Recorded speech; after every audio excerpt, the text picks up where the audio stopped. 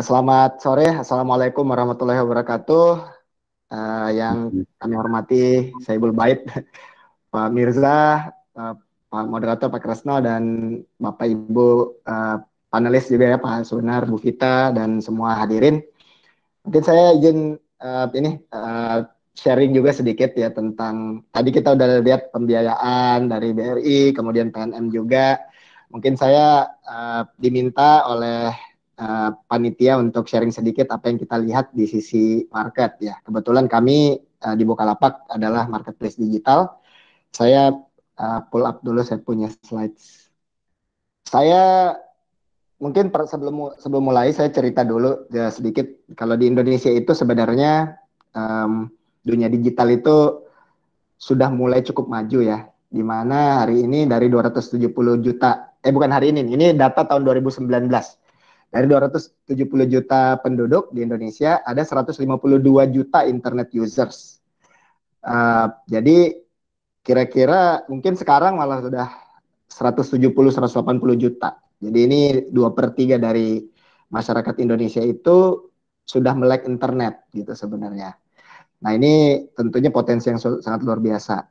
Kemudian kalau kita lihat juga ya dari eh, bukan hanya penggunaan internetnya saja, tapi kita sebut juga internet ekonomi di Indonesia itu pesat sekali pertumbuhannya. Jadi kalau kita lihat dari 2015 sampai 2019, pertumbuhannya itu 49% annual growth gitu. Jadi tiap tahun tumbuh 50%. Ini sangat besar sekali. Tahun 2019 itu volumenya sekitar 40 miliar dolar. Dan ini dari Google dan Temasek datanya. Nah, dari 40 miliar dolar itu, ini kita lihat yang di tengah nih chartnya ya, yang abu-abu tua. Kebetulan dia di researchnya itu dibagi 4. Jadi e-commerce, online travel, online media, dan ride hailing. Di situ dari 40 miliar dolar itu separuhnya lebih itu adalah e-commerce. Kemudian 10 billion online travel, terus online media dan ride hailing itu 4 billion dan 6 billion-nya. Dan ini juga yang sangat menarik bahwa dari 4 tahun terakhir e-commerce di Indonesia itu tumbuh juga cukup pesat 12 kali dari dalam 4 tahun terakhir. Jadi 2015 itu hanya 1,7 miliar dolar, sekarang udah 21 miliar dolar. Nah, ini angka yang sangat luar biasa ya pertumbuhannya ya. Cuman mungkin kita juga lihat sebenarnya memang ini adalah fungsi dari ekonomi Indonesia yang sangat besar.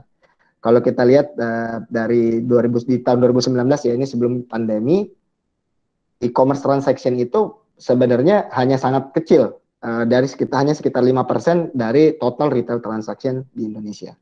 Jadi walaupun growth-nya luar biasa, tapi ini baru cuman di permukaan saja sekarang.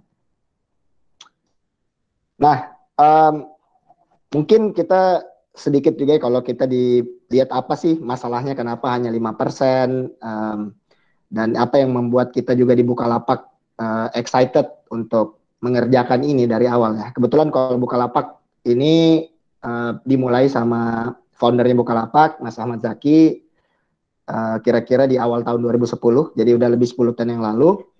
Dan tujuannya sebenarnya ingin memberikan kesetaraan lah kepada orang-orang yang intinya tidak punya akses terhadap dagang. Kita pengen setiap orang itu bisa berjual beli barang dan jasa terlepas dari keadaannya gitu ya.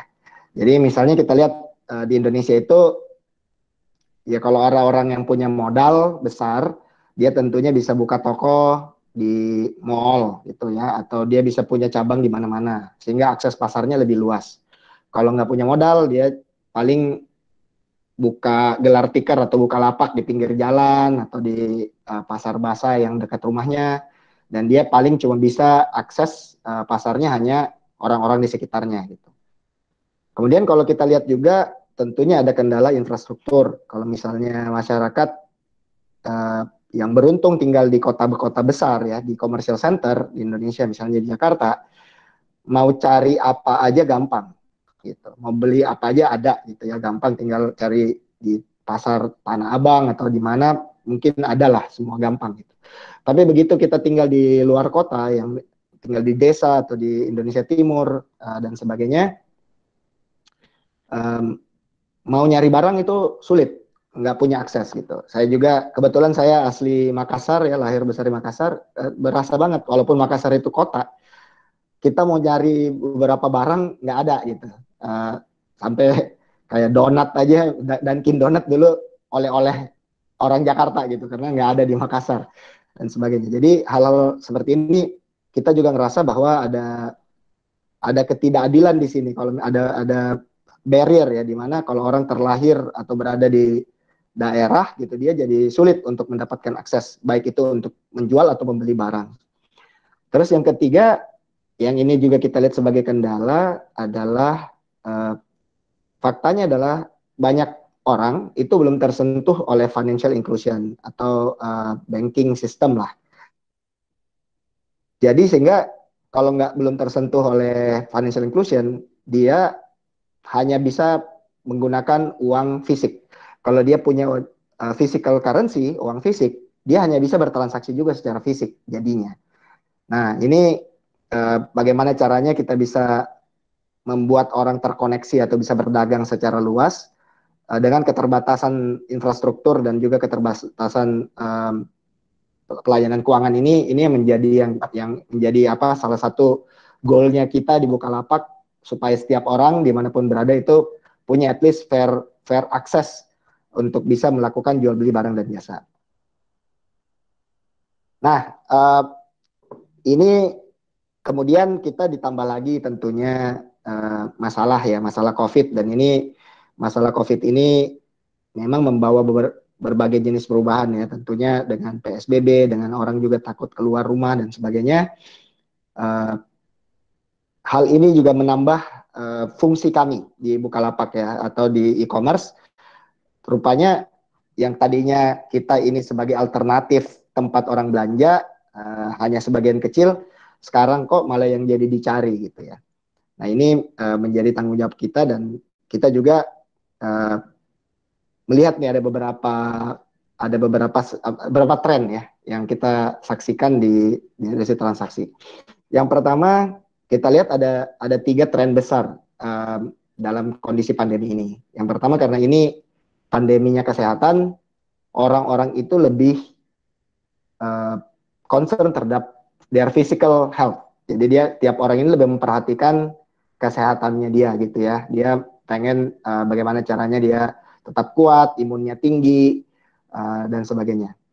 Kemudian yang kedua, karena kita disuruh untuk tinggal di rumah, mereka orang itu rata-rata stay at home, dan mereka sekarang dunianya itu berada centered at home gitu ya. Dia akan melakukan aktivitasnya di rumah. Jadi mereka berpikir bagaimana caranya menjadikan rumahnya itu tempat yang nyaman, karena dia akan spend a lot of time di situ, dan juga untuk beraktivitas gitu ya, supaya dia betah di rumah, betah bekerja di rumah.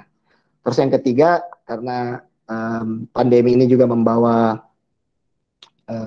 resesi ya, ada concern-concern ekonomi di sini, orang-orang juga kelihatannya lebih hati-hati gitu terhadap spending.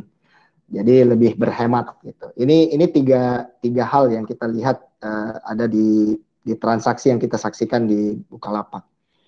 Nah, ini jadinya memang ada beberapa opportunity. Jadi orang-orang yang tadinya nggak mau berbelanja online terpaksa sekarang untuk beli online.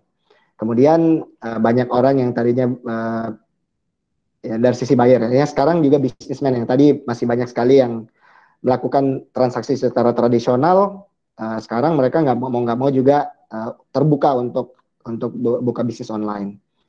Dan ini yang ketiga juga kita lihat ya, yang menarik juga bahwa peran teknologi company di Indonesia itu jadi lebih prominent. Jadi mungkin tadinya dibilang, oh ya ini anak-anak muda bikin perusahaan teknologi, uh, mungkin ya kelihatan cool aja ya, kelihatan bagus gitu. Tapi sekarang percakapan kita dengan pemerintah soal dalam hal ini dengan masyarakat secara umum sangat sangat erat gitu. Kita jadi sekarang menjadi salah satu mitra komunikasi pemerintah kalau misalnya ada kebijakan yang akan dilakukan dan sebagainya. Uh, Stimulus misalnya ingin disampaikan, kadang-kadang kita juga diminta untuk berpartner dan ini menjadi sangat menarik. Jadi terjadi public and private partnership bersama-sama untuk mengatasi pandemi ini. Jadi memang ya kalau di kita contohnya dalam hal ini karena kita sekarang uh, dibutuhkan ya buat kami kita jadi berusaha sekuat tenaga ya supaya walaupun karyawan kita harus kita bekerja dari rumah tapi operationnya kita pastikan supaya selalu on gitu ya dan kemudian kita juga mengusahakan mencoba membantu masyarakat supaya bisa on board supaya ya tadi misalnya nasabah-nasabahnya PNM kalau ada ya atau BRI atau masyarakat secara umum kita buka kelas-kelas supaya mereka bisa uh, berdagang secara online cara-caranya seperti apa dan selain itu juga untuk buyer kita juga banyak melakukan edukasi-edukasi karena biasanya banyak masyarakat nggak biasa nih untuk berbelanja online dan jadi sasaran empuk juga kadang-kadang buat uh, orang-orang yang berniat buruk ya. Jadi adalah fraudster-fraudster gitu yang melakukan phishing dan sebagainya. Jadi kita juga harus membantu mereka. Tentunya di sistem kita juga kita coba perkuat, kita berikan reminder-reminder, tapi di sisi lain kita juga selalu mengedukasi. Dan terakhir kita juga banyak bekerja sama dengan pemerintah, yayasan-yayasan dan sebagainya untuk dalam inisiatif-inisiatif COVID. Nah ini mungkin buat Bapak Ibu yang punya nasabah UKM ya. Ini saya ambil data kebetulan karena ini datanya di pool di BI kemudian dibagikan ke kita. Saya mohon maaf nggak memberikan datanya secara detail ya karena mungkin ada sedikit confidentiality. Tapi trennya ini menarik juga untuk kita lihat.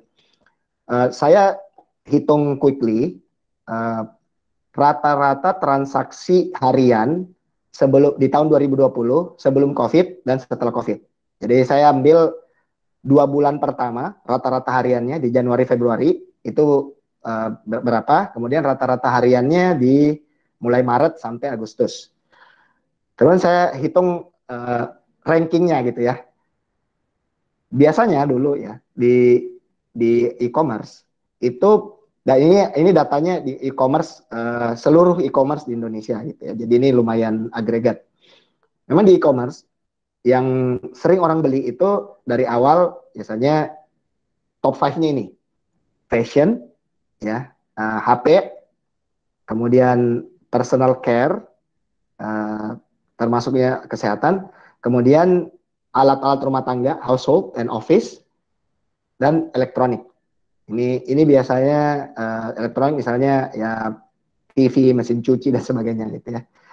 Nah, dari 5 ini di pre-COVID, post-COVID-nya kita lihat ada shift, tapi shift-nya kalau kita lihat 1 sampai 4-nya masih mirip. Masih mirip, tapi yang kelima nih yang menarik. Yang elektronik yang tadi nomor 5 turun, sekarang menjadi yang nomor 5 sekarang jadi food and beverage. Dan growth-nya sangat luar biasa. Ya, fashion misalnya. Fashion walaupun tetap nomor 1 karena dia gede, tapi growth-nya turun. Yang ini kira-kira sekitar 5%-an lah, 6% turunnya dalam rata-rata bulanan. HP turun belasan persen. Tapi kalau kita coba personal care, jadi ini mungkin termasuk apa kosmetik, alat-alat mandi, alat-alat apa vitamin-vitamin dan sebagainya, ini naik belasan persen juga. Nah, terus kalau misalnya alat-alat rumah tangga, karena tadi orang banyak berada di rumah, dia pengen bikin rumahnya nyaman, ini naik sekitar hampir 30%. Dan food and beverage ini luar biasa sekali naiknya, bisa 70-an% dalam waktu, dalam periode yang berbeda ini tiba-tiba naik luar biasa. Jadi ya kita lihat tadi cara orang belanja beda, barang yang dibeli pun juga ada shifting. Nah, ini juga yang harus kita sikapi untuk teman-teman yang melakukan usaha di UMKM untuk mencari barang-barang yang dibutuhkan orang. Nah, bagaimana sih kalau kita di marketplace menyediakan cara tadi supaya orang bisa menembuslah barrier capital tadi misalnya. Nah, kalau di marketplace tentunya di Bukalapak ini yang pertama produk kita itu kita punya online marketplace yang menjual physical products ya. Nah, di sini yang menariknya adalah uh, ini ada kita punya dua jenis customer. Yang pertama adalah orang-orang individu-individu atau usaha-usaha kecil. Dia bisa buka lapak di Bukalapak gitu ya, dagang atau juga bisa aja brand owners, usaha yang lebih established gitu ya. Um, ada ya FMCG dan sebagainya. Dia bisa masuk ke Buka Mall. Tapi kalau misalnya dia di Buka Mall ataupun di lapak biasa, sebenarnya mirip-mirip aja kelihatannya kan, karena di dua dimensi itu nggak terlalu jomplang kelihatannya, yang bermodal besar dan bermodal biasanya kecil gitu. So ini satu hal kita untuk kita menyetarakan ya antara pengusaha supaya siapapun yang punya keinginan untuk melakukan dagang, buka toko online, selama dia misalnya baik melakukannya ya, dia berfoto, dia fotonya bagus misalnya, atau dia menuliskan deskripsinya dengan baik, dia melayani nasabahnya atau customernya dengan baik ya, responsif dan sebagainya, dan sehingga dia mendapatkan review yang positif, itu sebenarnya uh, masalah permodalan ini menjadi secondary gitu.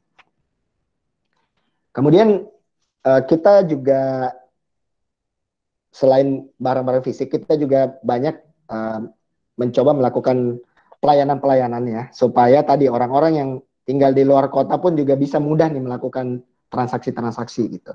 Yang kita sebut virtual products.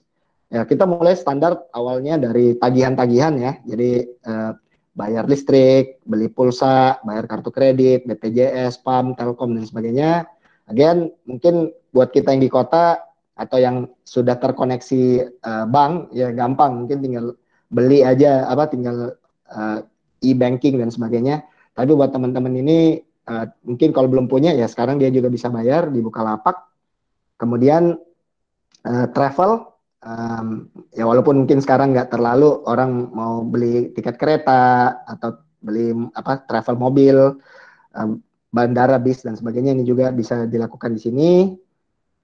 Nah ini juga yang menarik lagi, karena kita banyak deal sama pelapak-pelapak ya. Ini muncul, dan customer juga tentunya. Ini muncul ada dua kebutuhan. Pertama kebutuhan loan ya. Jadi biasanya ada pelapak ini butuh modal kerja, sehingga ya di sini bisa kita fasilitasi. Kita kerjasama dengan berbagai lembaga keuangan dan termasuk bank juga. Jadi pelapak-pelapak ini dengan yang memenuhi kriteria tertentu bisa melakukan peminjaman uang. Terus kalau misalnya juga ada buyers yang pengen belanja, tapi misalnya habis itu dia pengen ubah ke cicilan, itu juga bisa dilakukan. Nah, terus kalau misalnya ada yang punya kelebihan dana dan ingin nggak mau cuman tersimpan di buka dompetnya ya, atau di rekening e-walletnya, dia juga bisa melakukan transaksi investasi. Jadi kalau mau beli emas bisa. Nanti kalau misalnya kita kerjasama juga dengan Pegadaian dan ada institusi lain, kalau misalnya udah bisa belinya 100 rupiah udah bisa beli gitu, dengan apa 0,00 berapa gitu gram. Tapi kalau udah cukup segram itu, kalau dia mau ambil bisa. Jadi kita kerjasama dengan Pegadaian. Kemudian untuk beli reksadana bisa juga. Di situ kita kerjasama sama banyak sekali aset managers. Jadi orang-orang juga sekarang nggak usah perlu ke bank lagi untuk nabung ke reksadana. Nah ini salah satu upaya kita juga supaya masyarakat bisa mendapatkan pelayanan jasa keuangan lewat online. Nah kemudian dalam perjalanannya waktu kita juga lihat bahwa memang yang online ini tadi ya, walaupun banyak orang udah melek internet, tapi kalau bertransaksi masih takut gitu. Karena ada dua rupanya tadi. Yang pertama, digital currency, mereka nggak punya uang digitalnya. Kalau tadi yang kita cerita transaksi online, itu harus punya uang digital. Jadi itu satu, nggak punya uang digital, punyanya masih nyaman bertransaksi dengan cash. Yang kedua, mereka teman-teman ini masih banyak juga yang belum nyaman untuk bertransaksi dengan menggunakan gadget gitu. Kayak ibaratnya, wah ini saya berhadapan dengan layar gitu, saya maunya berhadapan dengan orang. Sehingga 3 tahun yang lalu kita berinovasi dan kita buatlah suatu produk yang kita sebut Mitra Bukalapak. Ini aplikasi untuk warung, di mana warung-warung ini bisa menjadi mitra kita dan mengkoneksikan customer-customer yang ingin bertransaksi secara offline, tapi mereka bisa terkoneksi secara online. Jadi aplikasi ini kemampuannya intinya ya bisa dibagi 3 ya. Yang pertama, mereka bisa order barang-barang FMCG dari Bukalapak. Jadi kita kerjasama sama prinsipal dan distributor yang dekat dengan daerah-daerah tertentu. Di aplikasi itu kalau mereka order akan kita antarkan dalam waktu kira-kira satu hari. Harapannya adalah yang pertama, si warung-warung ini nggak usah lagi kalau dia kehabisan suatu barang, dia nggak usah harus nutup warungnya dan kehilangan potensi. Yang kedua, dia juga bisa dapat barang yang lebih murah kan. Kita bisa mengagregat demandnya. Yang kedua tadi yang virtual products, karena warung-warung ini mungkin nggak punya koneksi ya, mungkin beda sama toko-toko modern. Toko-toko modern sudah bisa menawarkan tadi pembayaran-pembayaran. Kalau di warung dia nggak punya networknya, nah kita ibaratnya pindahkan semua kemampuan yang ada di Bukalapak ke aplikasi itu. Sehingga warung-warung ini juga bisa sekarang jual pulsa, bayar listrik, bayar pajak, dan sebagainya gitu. Bahkan sekarang juga bisa kirim uang. Kita kerjasama dengan salah satu bank terbesar di Indonesia, Bank Mandiri, menjadi agen laku pandai. Jadi ibaratnya warung ini juga bisa di-empower dan bisa agen melayani masyarakat sekitarnya yang belum tersentuh financial inclusion.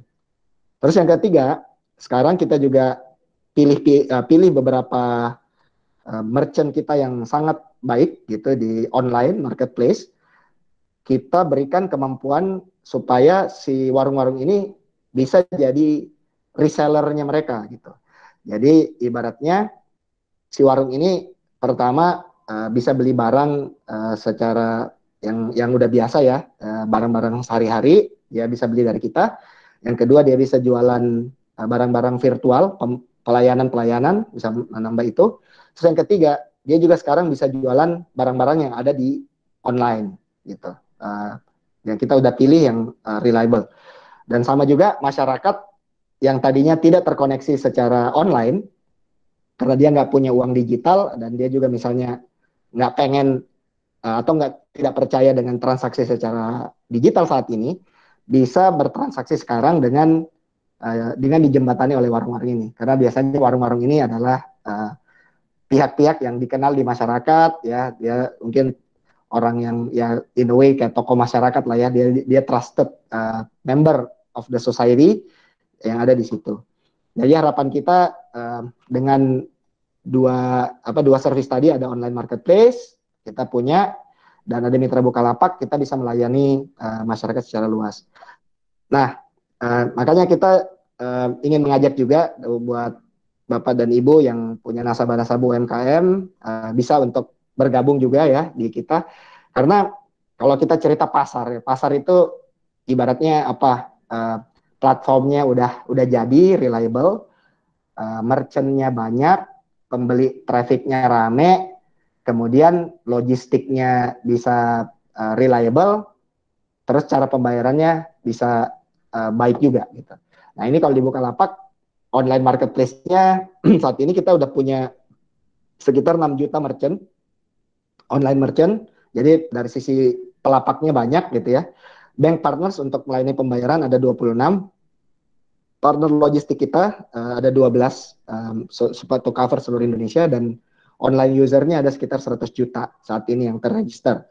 Dan ya kita layani transaksi di online itu mungkin 1-2 juta transaksi setiap hari. Untuk mitra Bukalapak saat ini ada warung, agen, 5 juta warung, dan tentunya kita punya offline user yang saat ini yang belanja di warung tadi kita nggak bisa hitung soalnya kan kita cuma tahu transaksinya doang. Jadi ya itu mungkin ceritanya kita di Bukalapak. Ibaratnya saat ini uh, sudah banyak tadi kita cerita tentang pengusaha UMKM yang bisa memproduksi barang. uh, Terus ada bank yang mungkin ingin menyalurkan.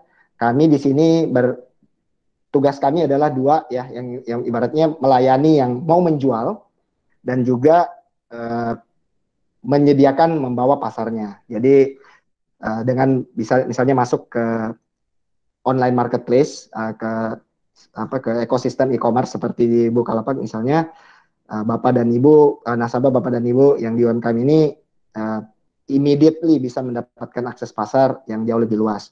Kemudian juga nanti kalau misalnya mau bekerja sama untuk penyaluran, uh, datanya juga bisa lebih terukur ya, karena kita udah tahu penjualannya biasanya berapa.